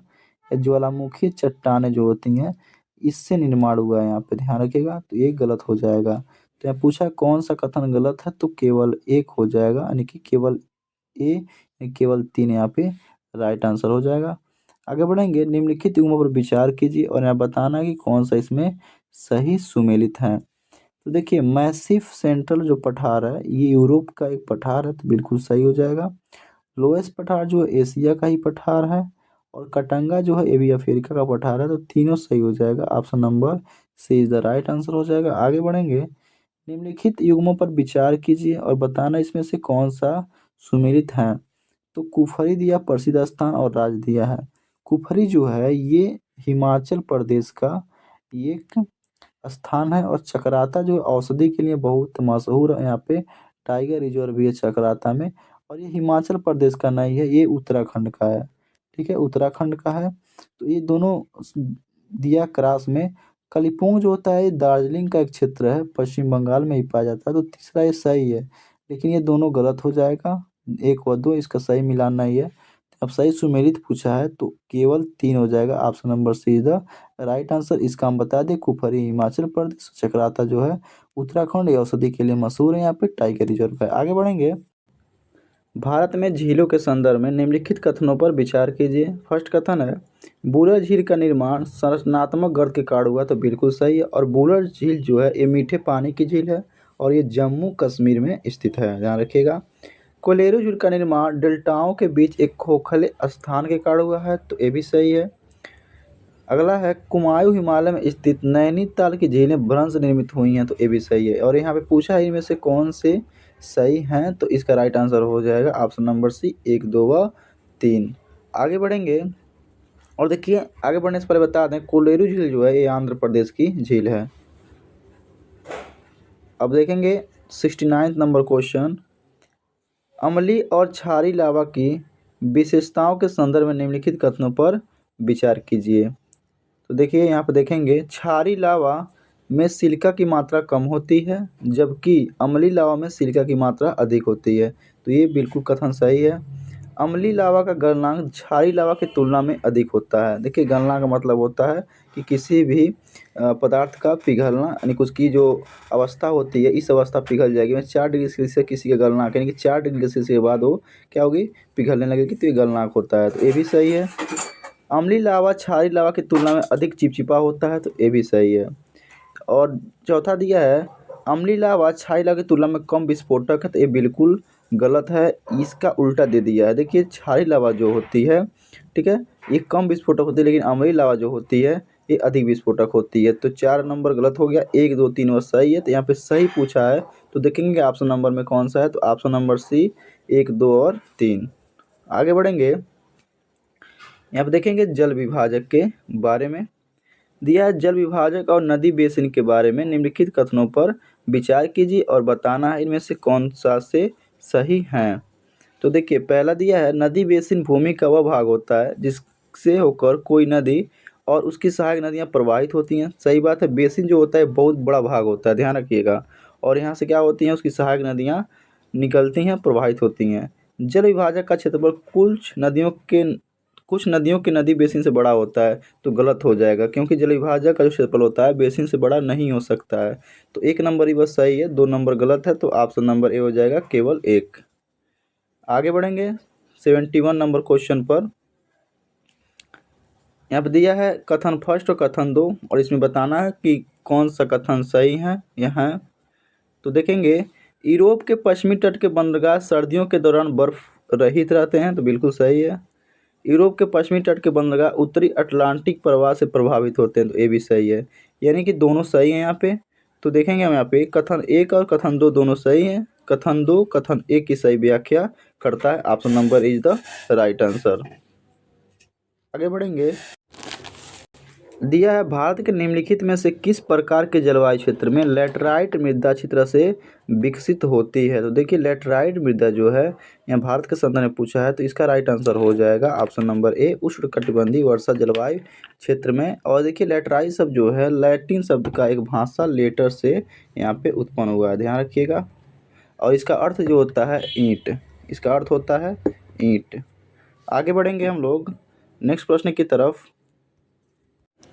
नेक्स्ट है, भारत की लाल और पीली मृदा के संबंध में निम्नलिखित कथनों पर विचार कीजिए। तो पहला कथन है, लाल मृदा क्रिस्टलीय ठोस आग्नेय चट्टानों पर विकसित होती हैं, तो ये बिल्कुल सही है।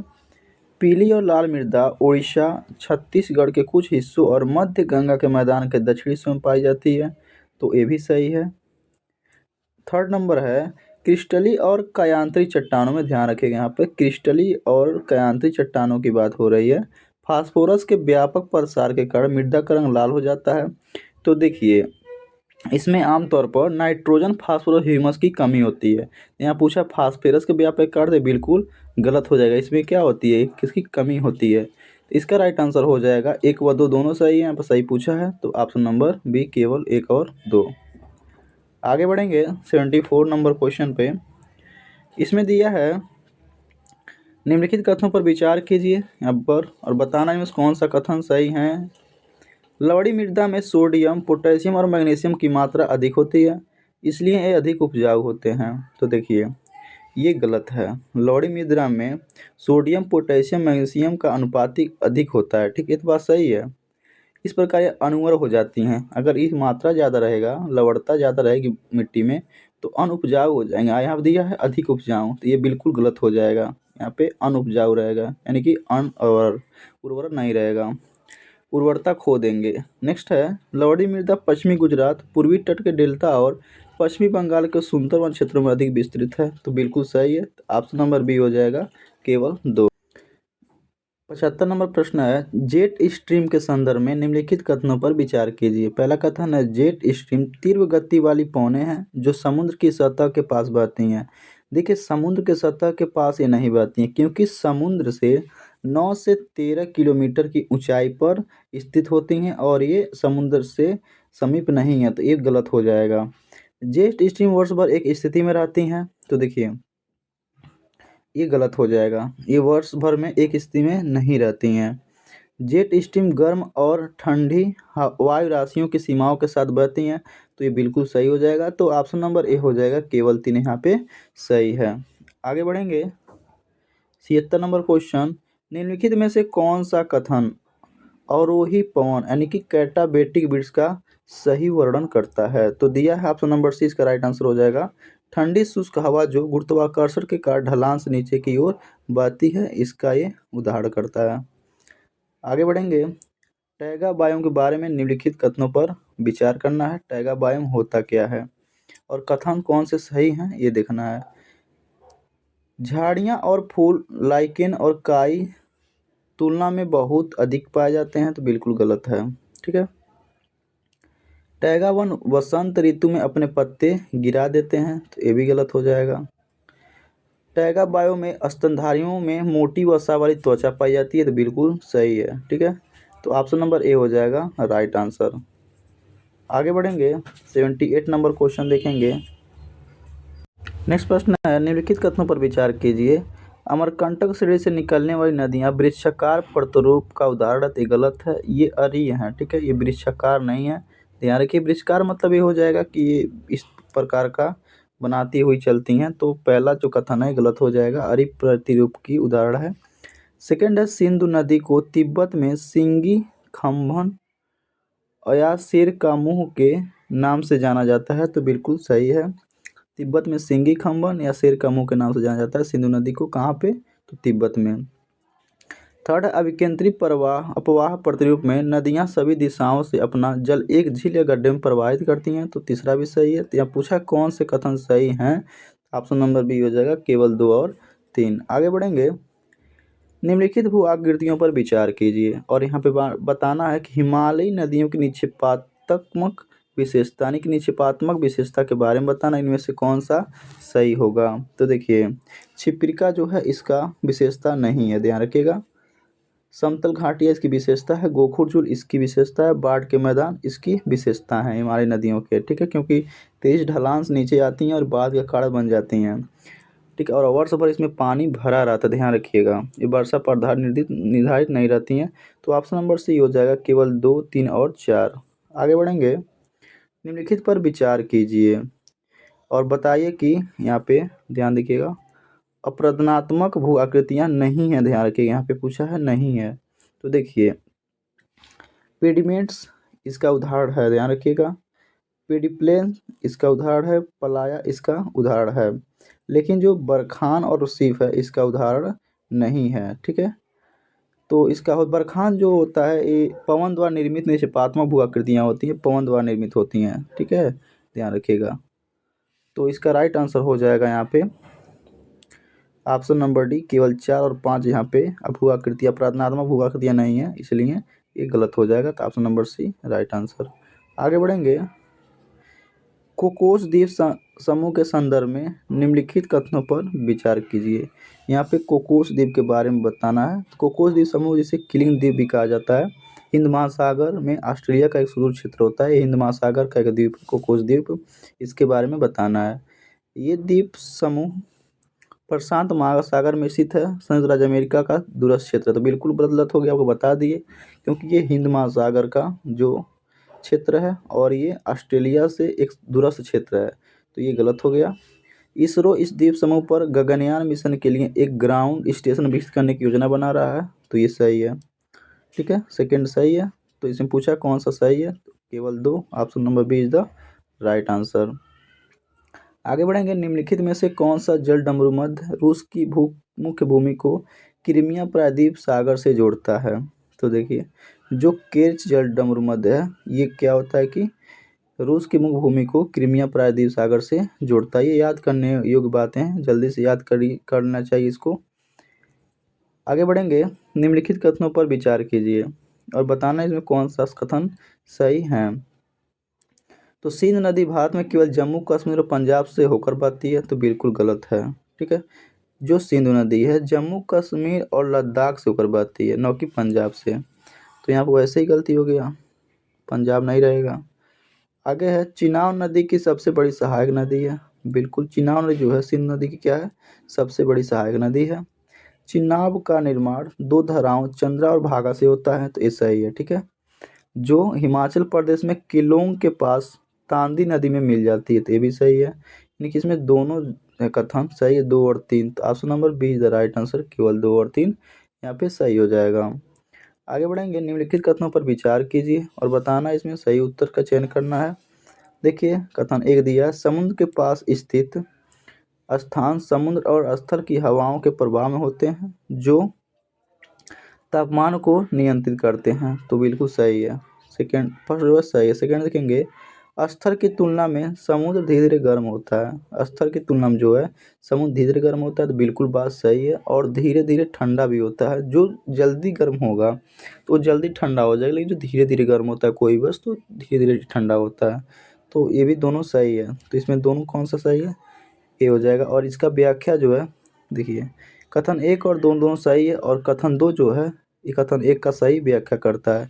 इसी कारण एक घटना देखने को मिलती है कथन 1 में जो लिखा गया है। तो option number is the right answer. आगे बढ़ेंगे, पृथ्वी की विभिन्न परतों से होकर गुजरने वाली भूकंप तरंगों को देखकर पृथ्वी की संरचना को समझा जा सकता है, क्योंकि यहाँ बताना इसमें से कौन सा कथन सही है। यानी देखिए, भूकंप तरंगों की बात हो रही है और पृथ्वी की परत से होकर गुजरने वाली हैं, तो इसमें देखना है कौन सा कथन यहाँ पे राइट आंसर होगा। तो देखिए, कुछ प्रकार की भूकंपित तरंगें पृथ्वी की परतों में तरल पदार्थ के माध्यम से नहीं गुजर सकती हैं, तो सही है भाई।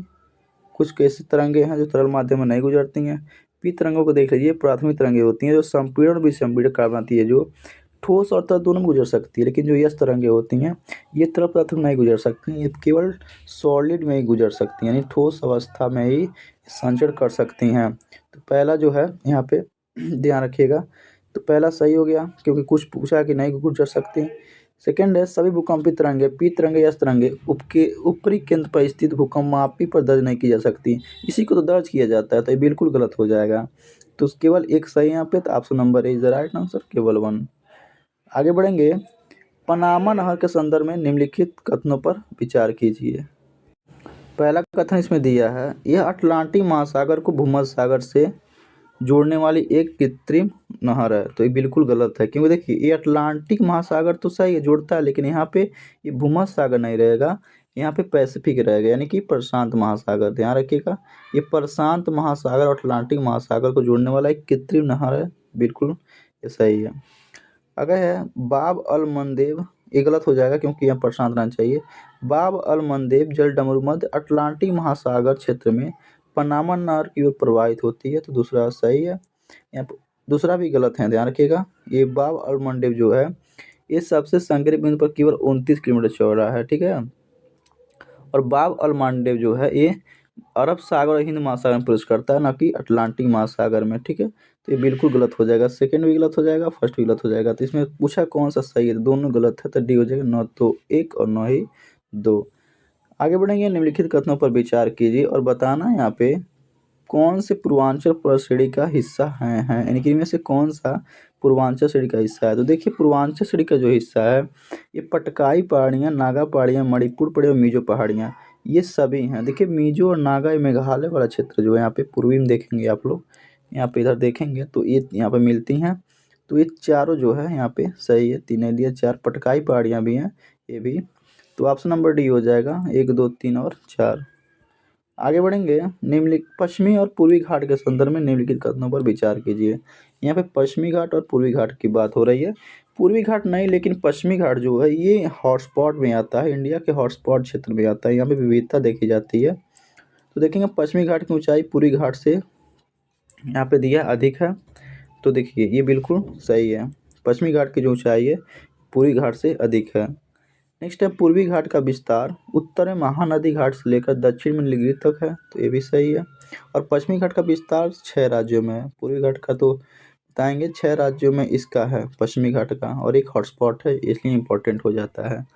आगे है पश्चिमी घाट की ऊंचाई उत्तर से दक्षिण की ओर उत्तरोत्तर घटती जाती है, नहीं बढ़ती जाती है। तो ये बिल्कुल गलत हो जाएगा, 1 और 2 यहाँ पे सही हो जाएगा। और यहाँ पूछा है कौन सा कथन सही है, तो option number B is right answer, केवल 1 और 2। आगे बढ़ेंगे 89 नंबर क्वेश्चन देखेंगे, निम्नलिखित में से कौन सी चट्टान प्रणाली प्रायद्वीपीय पठार का निर्माण करती हैं। यहाँ पे बात हो रही है प्रायद्वीपीय पठार के निर्माण की। तो दिया है पुरानी क्रिस्टल, ये तो प्रायद्वीपीय पठार का निर्माण नहीं करेंगे। आग्नेय और जो रूपांतरित होती हैं इसका निर्माण करती हैं, तो इसलिए इसका राइट आंसर हो जाएगा 2 और 3। देखेंगे ऑप्शन नंबर बी में है 2 और 3, यहाँ पे सही विकल्प का चयन करना है। 2 और 3 इज द राइट आंसर। आगे बढ़ेंगे 90 नंबर क्वेश्चन की तरफ, ब्रह्मपुत्र नदी तंत्र के संदर्भ में निम्नलिखित कथनों पर विचार कीजिए। तो यहाँ पे दिया है इसका उद्गम मानसरोवर झील के निकट कैलाश श्रेणी के चेमांगयुंगडुंग हिमनद से होता है। तो बिल्कुल सही है, जो ब्रह्मपुत्र नदी का उद्गम है कैलाश श्रेणी के चेमांगयुंगडुंग हिमनद से होता है। इसके बाएं किनारे की सहायक नदियाँ सुबनसिरी एवं पुरोगामी नदी नहीं है, यहाँ पर नहीं दिया है, इसके सहायक नदी हैं तो यहाँ पे नहीं दिया तो एक कथन गलत हो जाएगा। ब्रह्मपुत्र बाढ़ मार्ग परिवर्तन और तट के टकराव हेतु प्रसिद्ध है। तो बिल्कुल सही है, तो 1 और 3 सही है यहाँ पे, तो option number B is the right answer, 1 और 3। आगे बढ़ेंगे प्रायद्वीपीय अपवाह तंत्र के संदर्भ में निम्नलिखित कथनों पर विचार कीजिए। यहाँ प्रायद्वीपीय अपवाह तंत्र की बात हो रही है और यहाँ बताना कि इनमें से कौन सा कथन सही है। यह हिमालयी अपवाह तंत्र से प्राचीन है। तो बिल्कुल सही है, प्रायद्वीपीय अपवाह तंत्र की बात हो रही है, ध्यान रखिएगा जो ये क्षेत्र है ये जो पश्चिमी घाट वाला है ये पूर्वी घाट वाला है, अपवाह तंत्र की बात हो रही है। यहाँ पे कावेरी वगैरह नदियाँ बहती हैं, इसमें चौड़ी बृहद पैमाने पर अपर्दित उथली घाटियाँ हैं। तो बिल्कुल सही है, यहाँ पे देखेंगे इस प्रकार का यहाँ पे घाटियाँ बनती हैं नदियों के बीच में। नर्मदा और तापी नदियों में जलोढ़ और डेल्टा निक्षेपों की कमी है। बिल्कुल सही है, तो 1 2 3 सभी सही है, तो यहाँ पे ऑप्शन नंबर सी हो जाएगा 1 2 और 3। आगे बढ़ेंगे 92 नंबर क्वेश्चन की तरफ, निम्नलिखित कथनों पर विचार कीजिए और बताना इनमें से कौन सा कथन सही है या है।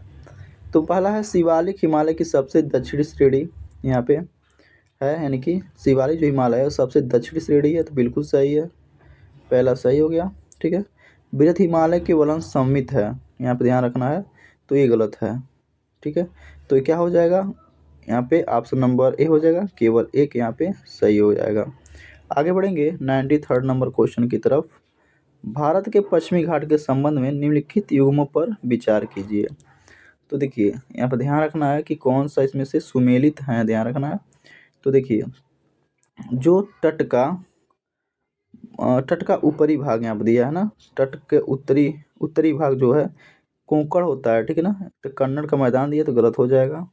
और अगला है कि तट का मध्य भाग कोंकण दिया यहाँ पे, तो ये गलत हो जाएगा। देखिए इसी का उल्टा दे दिया, ये मैच रहना चाहिए इस तरह, लेकिन यहाँ पर सुमेलित पूछा है सामने सामने वाला, तो ये गलत हो जाएगा, यानी कि पहला और दूसरा दोनों गलत हो जाएगा। तट का मध्य भाग जो होता है कन्नड़ का मैदान है, यहाँ पे कन्नड़ का मैदान समझ लीजिएगा मैं बोल रहा हूँ। और तट का उत्तरी भाग जो है कोंकण होता है, जो कोंकण जो होता है जो मुंबई से गोवा तक फैला हुआ है। ठीक है, तो तीसरा नंबर तट का दक्षिणी भाग मलाबार तट होता है। तो बिल्कुल सही है, और मलाबार क्षेत्र आप जानते हैं दक्षिणी भाग ही होता है तट का, तो क्या हो जाएगा ऑप्शन नंबर 1 हो जाएगा, यानी कि केवल 3। आगे बढ़ेंगे 94 नंबर की तरफ, यहाँ पर दिया है मृदा अपरदन के संदर्भ में, यानी कि निम्नलिखित कथनों पर विचार कीजिए। यानी मृदा अपरदन यानी कि सॉइल कोलेजन जो होता है उसके बारे में यहाँ पे बताना है। तो यहाँ पर दिया है और नलिका अपरदन आमतौर पर शुष्क और बंजर समतल भूमि पर होता है। तो देखिए ये गलत है, ठीक है, पहला तो वैसे ही गलत हो गया। परत अपरदन प्रायः खड़ी ढलानों पर होता है, तो ये भी गलत है, परत अपरदन खड़ी ढलानों पर नहीं होता है।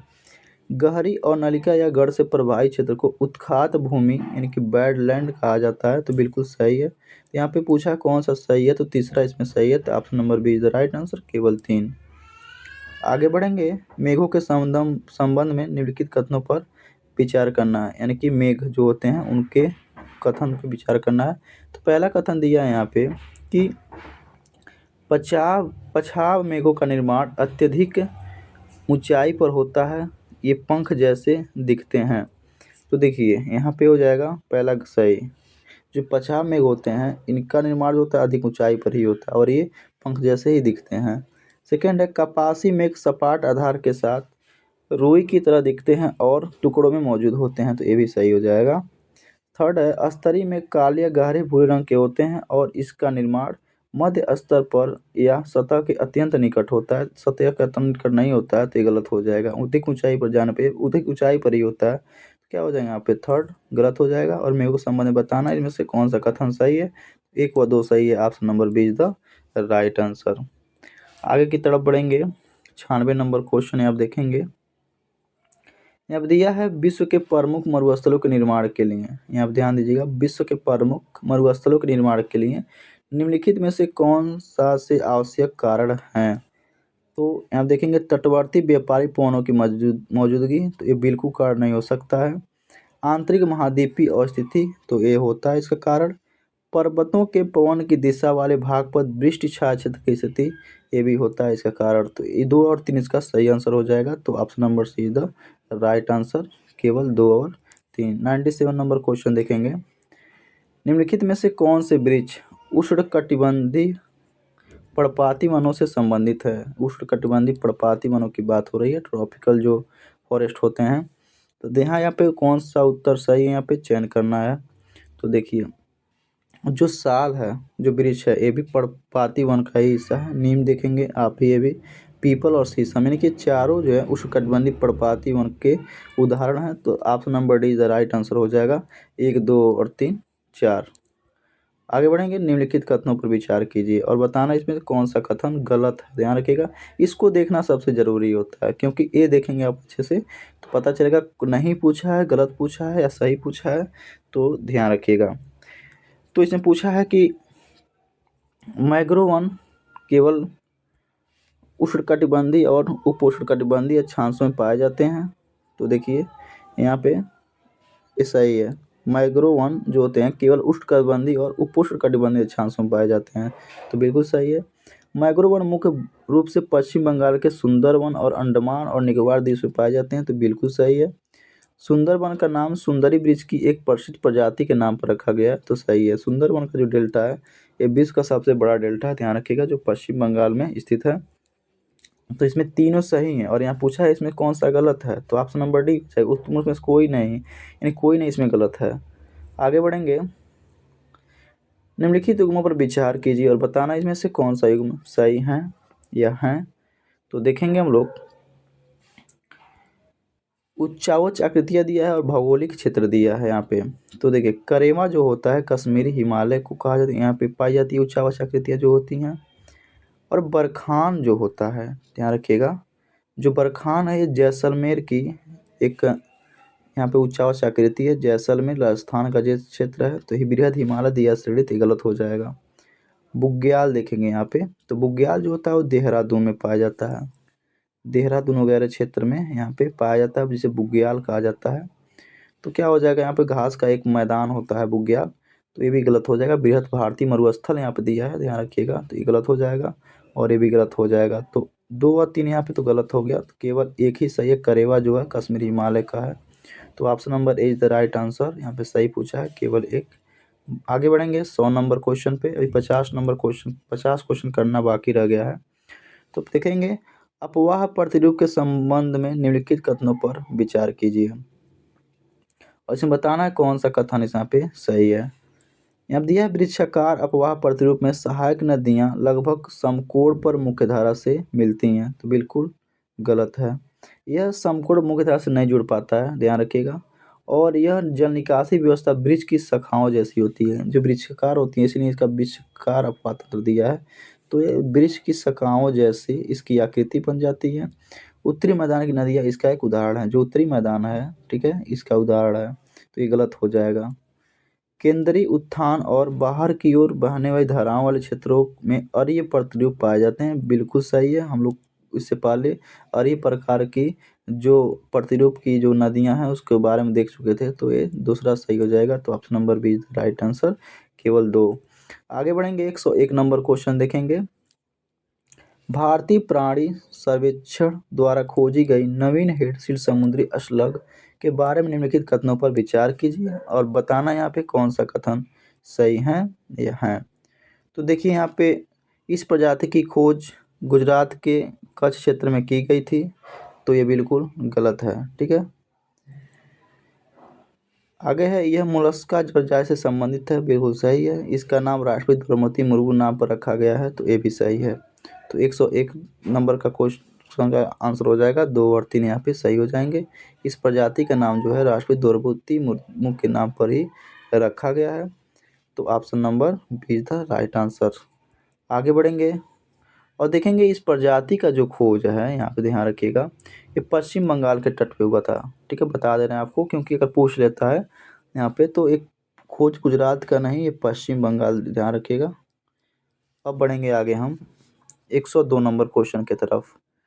यहाँ पे बताना है गोल्डन टाइगर के संबंध में निम्नलिखित कथनों पर विचार कीजिए और बताना इसमें से कौन सा कथन सही है। यह बंगाल टाइगर की एक उपप्रजाति है जिसे हाल ही में सिमलीपाल टाइगर रिजर्व में देखा गया, तो सिमलीपाल टाइगर रिजर्व में नहीं देखा गया है। और ये दुर्गा गोल्डन टाइगर है, ठीक है ना, यहाँ ध्यान रखिएगा, ये काजीरंगा में देखा गया है, काजीरंगा राष्ट्रीय उद्यान। और काजीरंगा राष्ट्रीय उद्यान कहाँ पे है, तो असम में स्थित है, ध्यान रखिएगा। तो ये तो पहला गलत हो जाएगा। इसकी पहचान इसके हल्के सुनहरे रंग और लाल भूरी धारियों से होती है, तो बिल्कुल सही हो जाएगा। तो ऑप्शन नंबर बी केवल 2 यहाँ पे